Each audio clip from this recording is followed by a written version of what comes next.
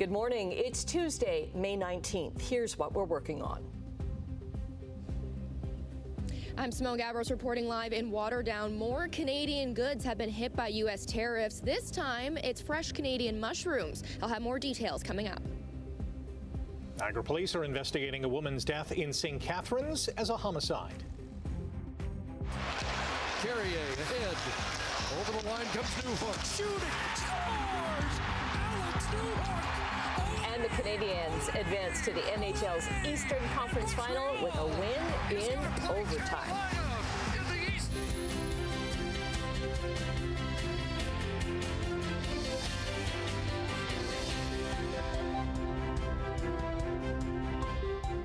Joining us on this Tuesday morning, a little bit of rain on our way in this morning, and Steve Reddick is in for Brian Wood. A little bit under the weather today, Brian is. Yeah. How you doing? And yeah, it's more like we thought last night. There's spotty amounts of rain in and around, up around the Waterdown area. We did see some. And as you can see here behind me now, 6:01 in the morning, lots of cloud out there. The sun is up. Yes, has been up for a few minutes now, but we're looking for some unsettled conditions, but still going to be very sticky, very warm today. We'll get to the weather in a few minutes. Now, quick look and see what's happening on the road. So back to work now for most people who haven't taken an extended Victoria Day weekend holiday. Let's have a look and see what we got on the road. Let's go down to the Glendale area first of all, down towards Niagara, and we'll see that. Okay, can we go down there? There we are. Can we? All right, we're seeing here now things are fairly quiet right there. And it was quiet last night, too, going home. I thought it might be a little busier than it was. But Niagara Street, again, also fairly quiet. Not seeing any rain down there. Up by the Burlington Skyway Bridge, heading into the Toronto area. Again, fairly busy as we would expect for this time of day.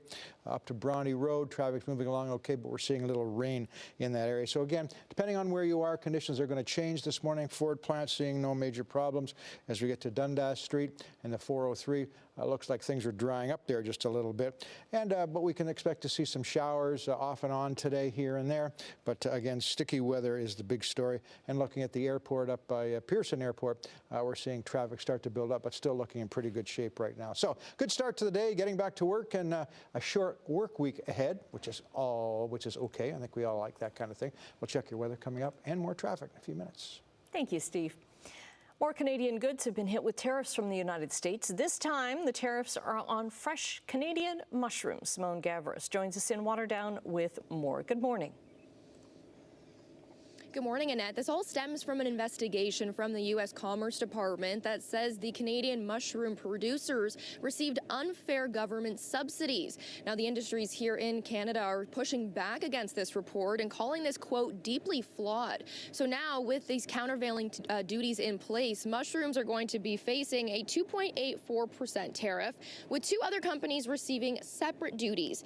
The executive vice president of Mushrooms Canada said in a statement that was released last week that the report's justification is linked to mainstream tax treatments such as provincial sales tax exemptions that are available to farmers.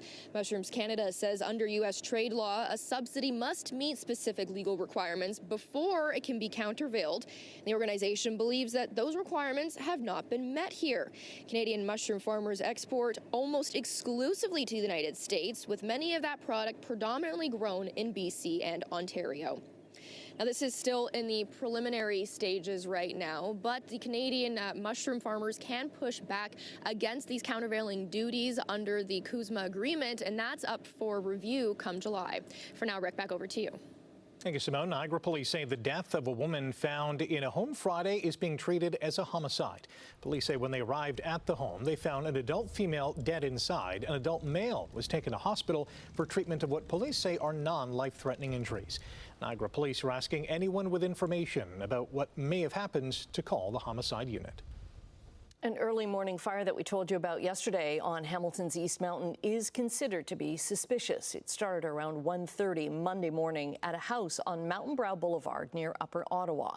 The home's been vacant but is owned by a known member of an organized crime family, Rocco Lupino. Crews say the fire started in the kitchen and made its way to the roof, causing extensive damage. Damage is estimated at $1.5 million. The owner doesn't live there as far as I know. I just see him come by maybe once a week and kind of walk around the property and check on it. And then he just has workers come by to maintain the yard or the driveway in the winter. He comes in periodically, but I haven't seen him for a while. I took note that within the last month or so, the grass had never been cut. Right now it's finally cut, but it was about 18 inches high, which is unusual for him. The cause of the fire isn't known, but the circumstances are considered suspicious. In 2019, Lupino's son Cici was shot and killed at the house next door. 3 Toronto police officers have been charged while vacationing in Spain. Toronto police spokesperson Stephanie Sayer says the 3 face serious allegations but declined to specify what they are. Now, media reports in Spain say 3 Canadian officers have been charged in the alleged sexual assault and assault of a sex worker in Barcelona. Sayer says the officers were not traveling in an official capacity and are being suspended as they return to Canada. Car rammed into a fireworks shop in Etobicoke early yesterday, causing a huge fire with fireworks shooting out at emergency responders.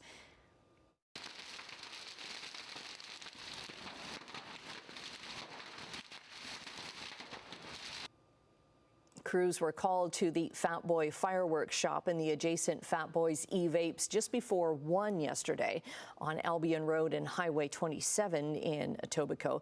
Fire crews were able to take down the flames and no injuries were reported. The owners of nearby businesses say damage is extensive, especially because the fire burned through the roof.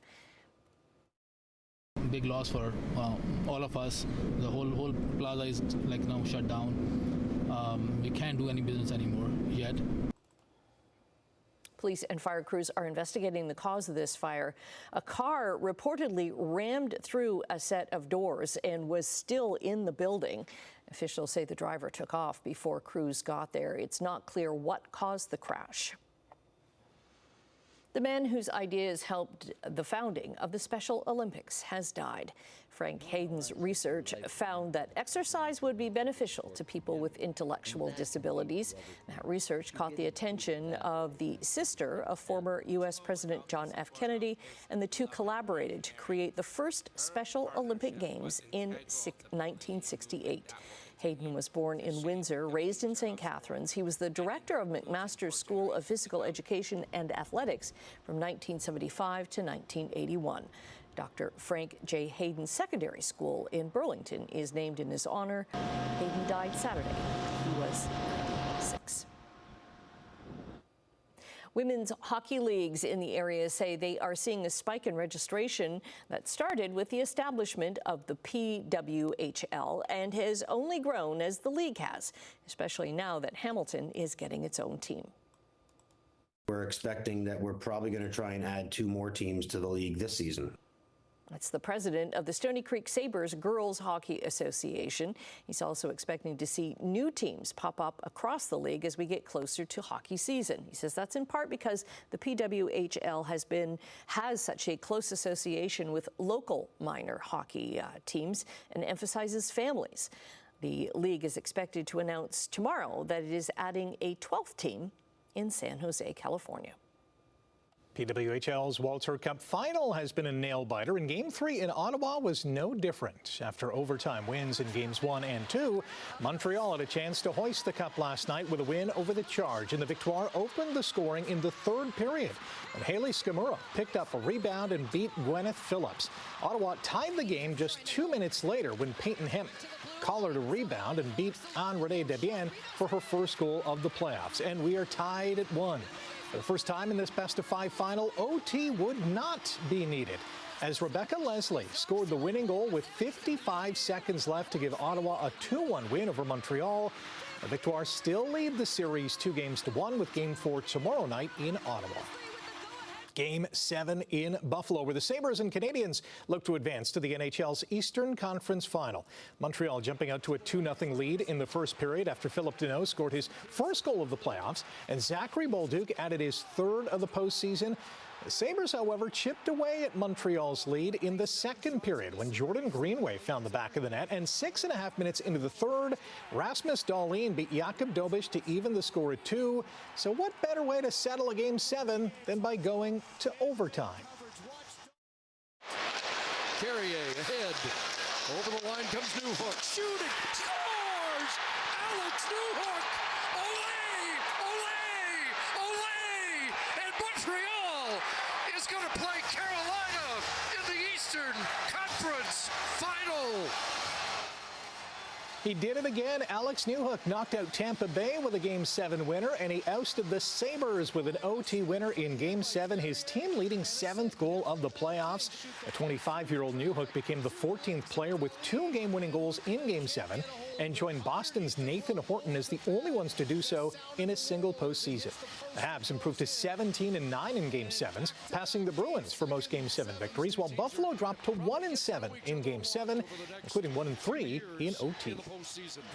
Victor Wembanyama had a monster performance in Game 1 of the NBA's Western Conference Final. Wemby scored 41 points and grabbed 24 rebounds as the Spurs topped the Thunder 122-115 in double overtime, ending Oklahoma City its first loss of the playoffs. Hamilton's Shai Gilgeous-Alexander was held at 24 points and dished out 12 assists, while teammate Alex Caruso drained 8 three-pointers and finished with a team-high 31 points.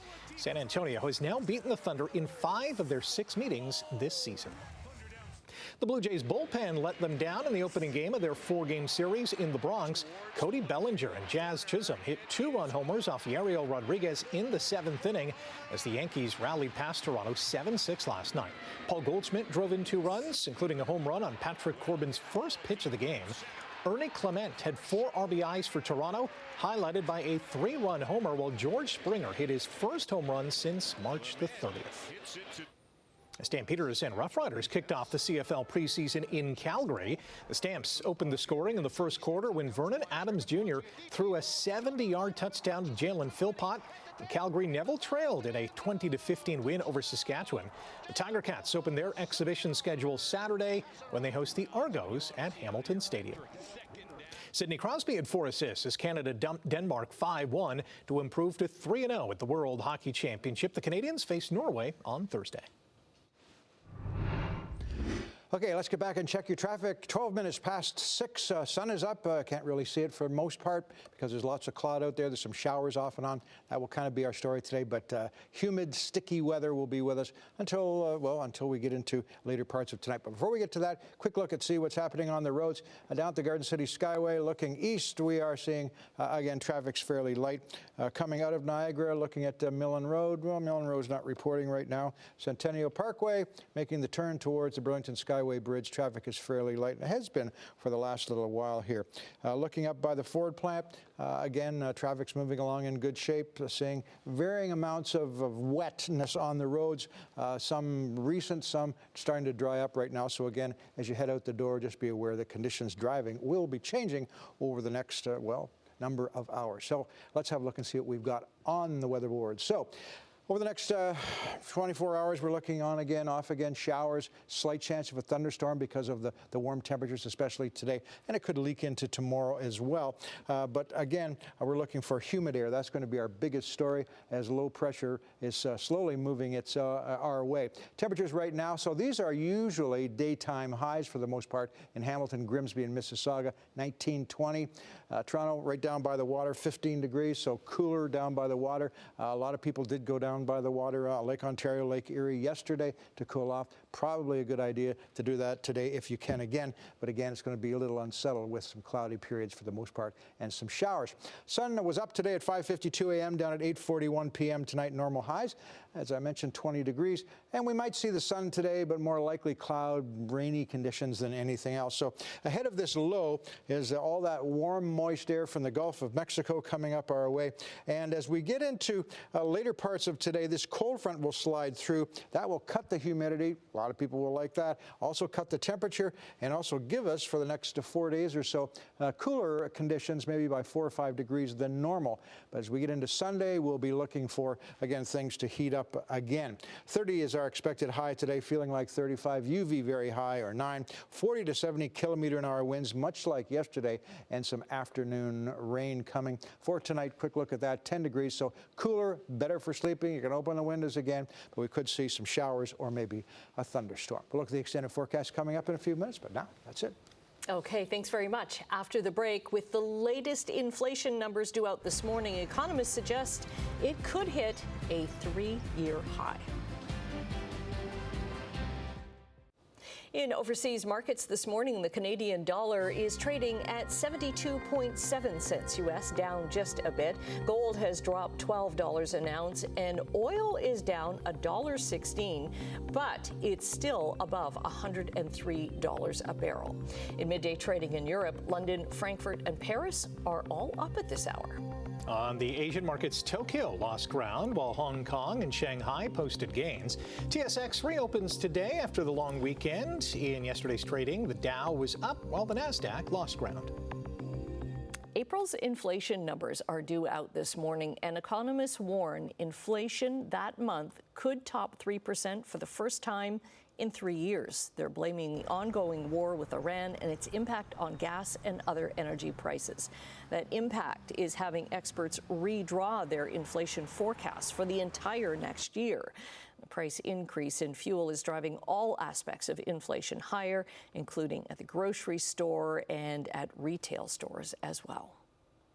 There is an update in the boardroom battle at Lululemon. The company has sent a letter to shareholders that denounces the company's founder as misguided in his attempts to revive the athletic leisure brand. Chip Wilson, who continues to be the company's second largest shareholder, stepped down as CEO in 2005. In recent years, he's accused the company of losing its appeal and criticized certain management decisions. In December, Wilson nominated 3 new directors to the company's board in hopes of redefining the brand. The company says his vision is outdated and that he lacks the understanding of how a business should be run today. The U.S. Undersecretary of Defense says his government is pausing the long-standing military board between the U.S. and Canada. Elbridge Colby says Canada has, quote, failed to make credible progress on its defense commitments. Comments were made on social media where Colby made it clear that they want to, quote, reassess how this forum benefits shared North American defense.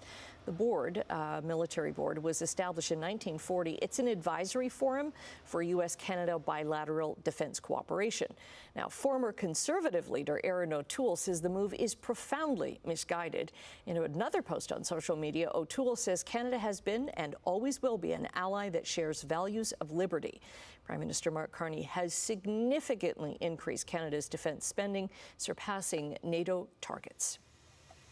After weeks of testimony, the jury in Elon Musk's civil case against OpenAI determined the Tesla CEO waited too long to sue. Monday, the jury found his lawsuit was barred by the statute of limitations.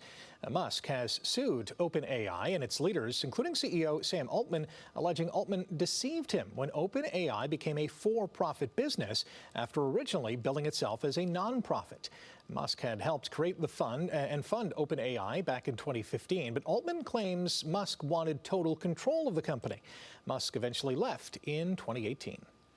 Meta plans to lay off 10% of its workforce in 3 batches around the world tomorrow. Notifications will go out overnight. This is according to an international document or an internal document that was seen by Reuters.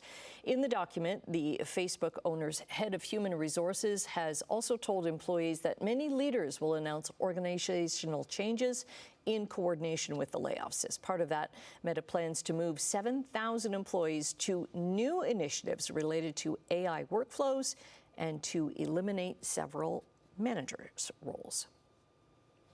All right, taking a quick break right now. Steve's in for Brian today. He's going to be back with your traffic update and your 7-day weather forecast. Stay with us. All right, welcome back to Morning Live. Thanks for spending part of your day with us here, part of your morning to start things off kind of nicely. We're starting to see maybe up in the Toronto area, up by Pearson Airport, the sun sort of peeking through the clouds. We may see that a bit today, but more likely cloud than anything else. But weather coming up in a second. Up by Pearson Airport, we are seeing things start to slow down just a little bit, as you might expect. 401 and 400. Well, it's moving along pretty good. That's not a big problem out there. As we go down towards the Niagara area, we're seeing out around Niagara Street, traffic is fairly calm right now. Looked like it rained earlier, but looked like it's stopping right now. Up by the Skyway and Hamilton, Burlington area. Again, moving from the Hamilton side in towards the Burlington area, things were a little on the slow side. So again, naturally building at 6:24 on a work day, a first work day back of a short week, which is kind of nice, I think, for everybody. And again, just take your time as you get out there because there's a chance of some rain coming along with the dryness out there. But the humidity is going to be what you're really going to know. It's going to feel like about 35 here. So again, ahead of a low pressure system that's coming in, which will trigger some showers, maybe even a thunderstorm this afternoon. We have all that warm, moist air coming up from the Gulf of Mexico. This will be our story today and also into tomorrow. But we'll see some clearing into the afternoon. But cooler conditions will certainly be the big story as we get into tonight and certainly into tomorrow. But today, sticky stuff, 30 degrees expected, a chance of a shower, a thunderstorm throughout the day, and it may be a little bit of sun, not a whole lot by the looks of things. And your evening commute will be, again, quite warm here with a slight chance of a shower or thunderstorm to maybe slow things down just a little bit. Extended forecast shows that after that cold front goes through later on today, Wednesday, Thursday, Friday, Saturday, cooler. As we get into Sunday and Monday, still unsettled through here, but temperatures back up to and very, very close to and above normal for this time of year, which is 20 degrees. That's a look at things for now. All right, the Stamford Center Volunteer Firemen's Association Fire Truck Fundraiser Classic Car Show brought a spectacular day of vintage charm and roaring engines to the community. Visitors enjoyed a display of classic cars, swap meet vendors, door prizes, and Best in Show awards. Everything for families and car fans. The fundraiser celebrated classic automotive history while supporting the restoration of an historic fire truck. Eventually, we're going to get it running and get it out on the road, do some parades. I'd like to get working with the fire department with different functions that they do as well. So it's going to be a while to get to that point, but we got it running, so that's a good thing. After retiring from a construction company a couple of years ago, longtime volunteer member Mike Glazier started restoring the vintage fire truck. He estimates about $7,000 has already been spent, with total restoration costs expected to reach about $25,000. Wow. Love a good old fire truck. Yeah. Roaring down, not fighting fires, No. just on display, maybe in a parade. Maybe in a parade. Yes. Yeah. That'll be nice. Stay with us. More to come after the break here on Morning Live.